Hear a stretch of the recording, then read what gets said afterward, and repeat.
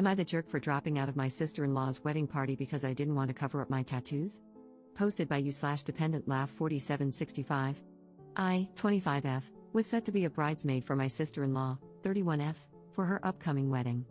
My sister-in-law can be a control freak and has a tendency to set expectations that are sometimes pretty unrealistic or inconsiderate. As you would imagine, this applied to what she requested of her bridesmaids for her wedding. I know people have differing opinions when it comes to bridesmaids' dresses, but I'm someone who believes that the bride should have the final say since it is her day, especially if the bridesmaids' dresses are being paid for. However, regardless of who is paying, I also think brides should be mindful that if they want everyone to wear the exact same dress, it would be respectful to check if everyone is comfortable with certain styles, especially if there are people in the group who prefer to dress more modestly. In this specific situation, all the bridesmaids had to pay for their dresses, which I obviously didn't mind. Here's the thing, my sister-in-law asked her 3 closest friends first and had already decided on the dress for everyone to wear before she asked me. I had no expectation that she would ask me, so I had no input on what they picked. For context, I dressed pretty modestly, especially at church, and this is a church wedding. The dress they picked out was pushing my personal comfort level. It was a lilac chiffon, one-shoulder, floor-length dress with a slit that goes way above the knee, basically up to where most of my upper thigh would be exposed. I didn't want to make a big deal about it because they had already decided, and since it's what my sister-in-law really wanted, I kept my concerns to myself. I low-key wish we had all decided together, especially since 3 more people, including myself, were asked to be bridesmaids after the initial decision.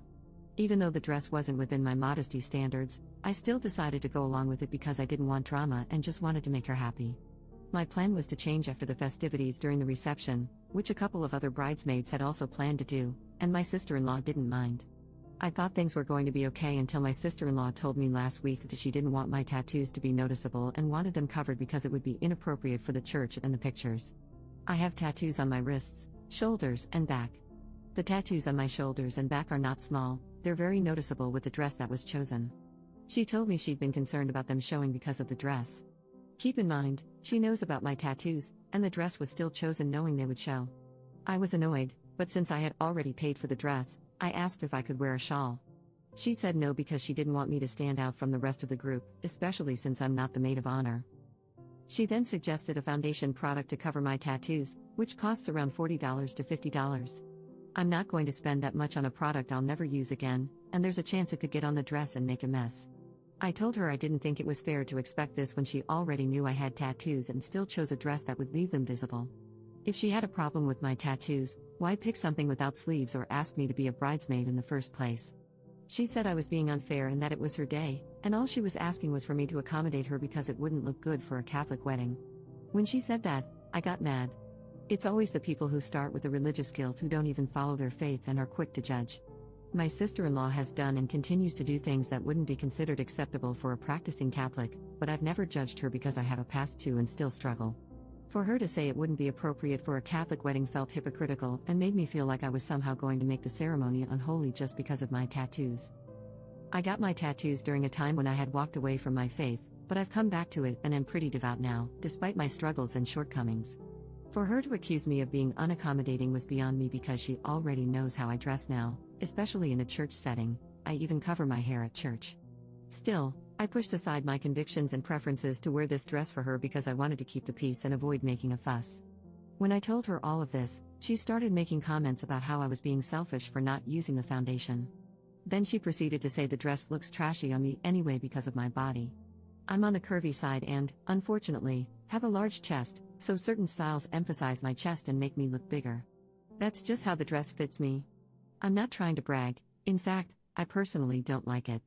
That's why I'm mindful of how I dress, but it's not like I can control how this particular dress looks on me. This is also why I prefer to dress more modestly. I ended the conversation by telling her that if this was going to continue to be an issue, I didn't want to trouble her further and thought it would be best if she chose someone else as a bridesmaid. I feel bad for stepping down, but her wedding is still 5 months away, and I think it's better if I'm no longer part of the bridal party. Am I in the wrong here? Edit. Just to clarify something, in response to some comments that wasn't mentioned in this post earlier, this sister-in-law is my husband's sister. None of my brothers are married. Trust me, I would have responded to her a little differently if that were the case, but since she is my husband's blood, it's his job to put her in check, which he already did.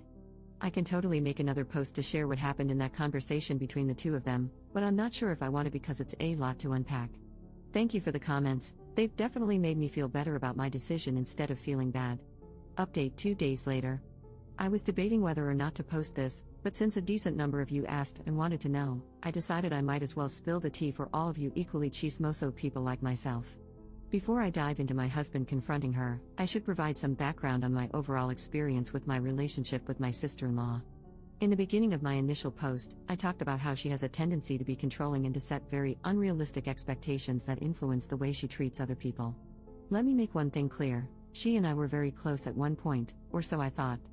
I treated her like my own older sister, she has even seen me at some of my worst moments since I've been with her brother.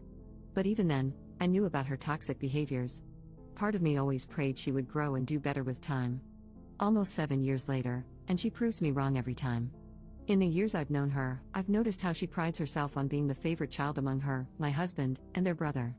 I didn't grow up with my half-siblings and was very much an only child, so I never really understood the dynamics between siblings or the competitiveness for parental approval and praise. To be honest, my husband and his brother don't really take any of it to heart or see anything as a competition, but their sister definitely does. At any given opportunity, she finds a way to make remarks about how she is the favorite and which of them is the least favored. At first, I saw it as joking and typical sibling banter, but as time went on, it started to irritate me. It especially doesn't help that I notice my in-laws don't even realize they play favorites and enable her behavior. For example, if my sister-in-law makes an out-of-pocket remark or comment at family gatherings, you know, the kind of comment that would earn you a smack if you said it to the wrong person, they never say anything to her. But heaven forbid my husband or his brother make a joke about something, then they get worked up. It's clear that because they don't treat all the siblings equally, she really does think she can act however she wants. I won't go into detail, but she has done things in the past that only prove that as long as things are going in her favor regarding her parents' approval, they are very religious. For context, she has no problem outing or screwing over her brothers. My husband has kept a lot of her dirty secrets, and in a moment of vulnerability, when he trusted her, she turned around and told my in-laws everything so she could look like the older sibling who cares enough to tell their parents what's going on with him, even though she has done far worse that would infuriate my in-laws. You might be asking, why not say anything to them as payback? My husband and I are the type of people who don't believe stooping to her level would achieve anything. Plus, they're not my secrets to tell, that's between her and God and whether or not she ever comes clean to her parents. Overall, that alone really changed my husband's view of his sister because it showed how selfish she is. Of course, he felt betrayed, even though this specific incident happened almost 6 years ago. He forgave her, but he never forgot. Since then, and over the time I've been with my husband, everything she says and does just doesn't go unnoticed.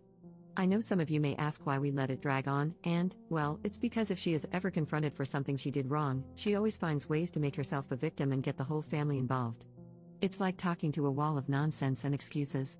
We've just learned to set boundaries, especially when it comes to family functions at this point. My sister-in-law sees through her nonsense but doesn't exhaust himself confronting her because my mother-in-law is overprotective of her, even though she knows her daughter can act very inappropriately. From what I see, my mother-in-law gets like that because my sister-in-law has run away and temporarily cut ties with them when things don't go her way. I get that she wouldn't want a strained relationship with her daughter, but still. So, imagine how angry my husband is. He's already been holding in his frustrations with his sister and is fed up with how passive his parents have become when it comes to her. Well, when he confronted her via FaceTime, he obviously came to my defense and told her she was being unreasonable and unfair. He cussed her out because she kept making all kinds of excuses, and he basically handed her tail back to her. He didn't just stop with the wedding situation. He called her out on everything, including something else she said about me to other family members that we weren't made aware of until a few hours before he called her. Turns out, she was going around talking about the whole dress and tattoo situation and about me dropping out of the bridal party to some family members, one of whom recorded what she said and sent it to my husband. Then, she went off on a tangent, saying that my husband could do so much better than me and that she feels so sorry for her baby brother because I'm lazy and won't help him financially, basically referring to the fact that my husband is supporting us while I'm in school full-time. Keep in mind, I'm in medical school. Working part-time is not even an option for most med students. My husband went off on her about that and asked why our marriage and the decisions we make bother her so much that she felt the need to bring it up. My husband is traditional and believes that as a man, he should provide, regardless of whether or not I choose to work. He decided he wanted to support us so I can follow my dream of pursuing medicine, and that bothers her enough to downplay me as a lazy freeloader, even though my career will eventually provide us with more stability. Regardless of how anyone looks at it, I don't know what her issues are, but targeting me just doesn't make any sense. After 30 minutes of yelling and listening to her fake crying and non-apology excuses, my husband told her that since her wedding day is a family event, he'll still participate out of obligation and I will attend as a guest, but she should consider this the last time we will ever be involved in anything concerning her. We're only planning to stay for the wedding mass and leave right after dinner, free food, I don't care. That's all. I know some of you are thinking, why still attend? But my husband is good friends with her fiancé and is a groomsman, so it wouldn't feel right to drop out on him just because my sister-in-law is crazy. However, my husband gave her an ultimatum: if she pulls similar crap again between now and the wedding, we won't go at all. Going forward after the wedding, or if she decides to open her mouth again, my husband has decided we won't contact or see them anymore. This will be easy since they'll be moving to a different state. I'm counting down the days, lol. If there's one thing I want to make clear at the end of this post, it's that I don't wish her any harm, nor do I hate her. I forgive her, however, for my mental and emotional health, I will not maintain a relationship with her of any kind going forward. I genuinely pray she grows, learns from all of this, and makes better choices if she has kids one day. I also hope she reflects on whether this toxicity was worth losing a relationship with her brother.